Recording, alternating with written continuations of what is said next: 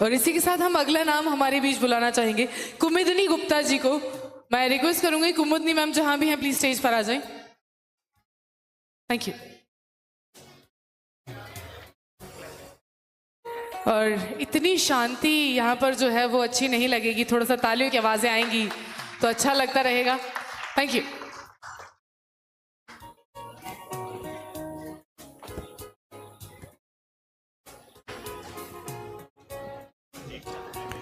Mic बहुत तेज गूंजती है। कम करना क्या? हाँ थोड़ा सा वॉल्यूम बहुत तेज था। थोड़ा सा वॉल्यूम कम करना है? थोड़ा सा। पोडियम माइक का थोड़ा सा वॉल्यूम डाउन कर दीजिए please. Hello everyone, good evening, नमस्कार, आदाब, सत श्री अकाल। सबसे पहले तो आप सभी का बहुत बहुत शुक्रिया आज के इस कार्यक्रम में मुझे बुलाने के लिए, और सबसे बड़ी बात बुलाने के साथ साथ मंच में मुझे बोलने का अवसर देने के लिए। बहुत कम विभाग ऐसे देखे हैं कि जहां रिटायरमेंट के बाद में भी लोगों को बुलाया जाता हो। So thank you so much UADT परिवार, आपने रिटायरमेंट के बाद मुझे दूसरी बार बुलाने का मौका दिया है। आज से ठीक 1 साल पहले आज के ही दिन मेरा रिटायरमेंट हुआ था, तो आज मेरी रिटायरमेंट एनिवर्सरी भी है। और आज हमारे आदरणीय पारा जी, अधीक्षण यंत्री जी रिटायर्ड होने जा रहे हैं। पारा जी के बारे में एक बात कहना चाहती हूँ कि ऊंचाइयों पर पहुंचकर भी जो जमीन की बात करते हैं, ऊंचाइयों पर पहुंचकर भी जो जमीन की बात करते हैं, वो अपनी शख्सियत से हर दिल में अपनी जगह रखते हैं। सिर्फ निर्देश देना ही उनका काम नहीं है, सिर्फ निर्देश देना ही उनकी पहचान नहीं है, वो सबको साथ लेकर चलने का हुनर बेहिसाब रखते हैं। कोई छोटा हो या बड़ा, उसने कभी महसूस ही नहीं किया। अधिकारी पना तो इन्होंने कभी बताया ही नहीं है। जब भी इनसे बात करते हैं तो ये पद के हिसाब से कोई नहीं करता, इनके व्यवहार के हिसाब से करता है बात इनसे। मैं इनको लगभग 22-23 सालों से जानती हूँ। जब 2004 में मैं इस कार्यालय में आई तब आप बतौर एई शिवपुरी में पदस्थ थे। इनका कद बढ़ता गया, हाइट नहीं कद बढ़ता गया, पद बढ़ता गया, लेकिन एक चीज थी जो वैसी की वैसी रही, वो था इनका व्यवहार। उतने ही सहज सरल और विनम्र होते गए।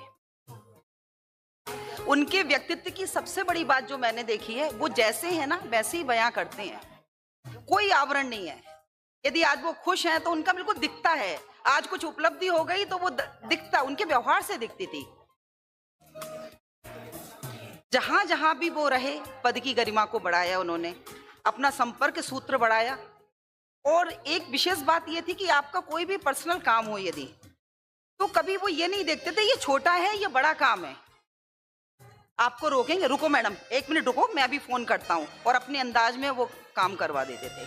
मुझे मालूम है कि जब मैं रिटायर्ड हो रही थी तो सबसे कठिन काम होता है एनओसी लेना। अलग अलग जहां जहां पदस्थ रहते हैं उन विभागों से एनओसी लेना पड़ती है, और उसमें भी सबसे कठिन काम था नगर निगम से एनओसी लेना।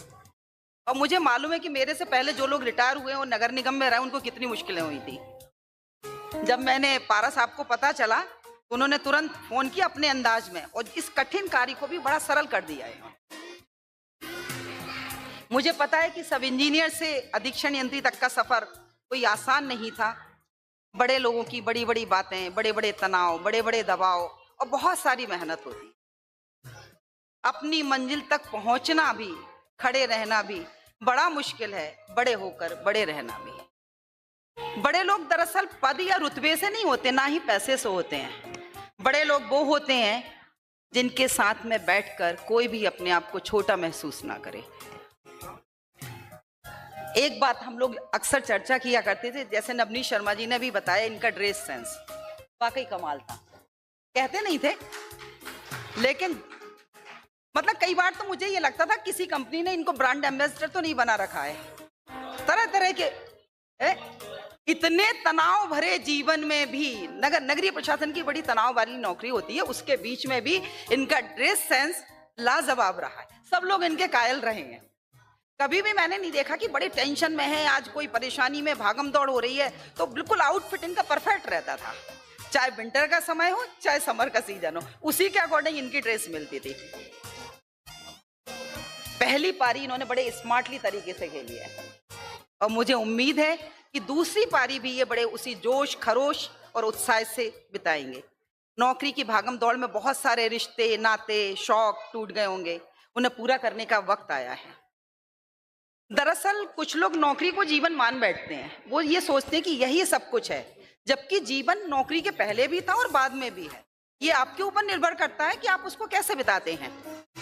पद का क्या है, पद तो आते जाते रहते हैं लेकिन इंसान रह जाता है। पद तो आते जाते रहते हैं लेकिन इंसान रह जाता है, वक्त की रेत पर सिर्फ निशान रह जाता है। रिटायरमेंट तो केवल कागजी रस्म है जनाब, रिटायरमेंट तो केवल कागजी रस्म है जनाब।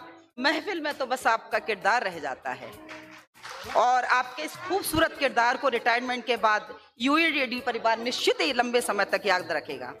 आपका आगामी जीवन के लिए बहुत बहुत शुभकामनाएं। आपका जीवन सुखद समृद्ध और शांतिपूर्ण बीते। अभी तो आपने सिर्फ ऑफिस की तहरी लांघी है, अभी तो पूरा आसमान बाकी है। जब मैं रिटायर्ड हुई तो मुझे लगा कि पता नहीं कैसी जिंदगी होगी, लोग कैसे बिताते होंगे। लेकिन जब 1 साल हो गए मुझे रिटायर्ड हुए तो मुझे केदारनाथ सिंह की कुछ पंक्तियां याद आती हैं कि मुझे आदमी का सड़क पार करना हमेशा अच्छा लगता है।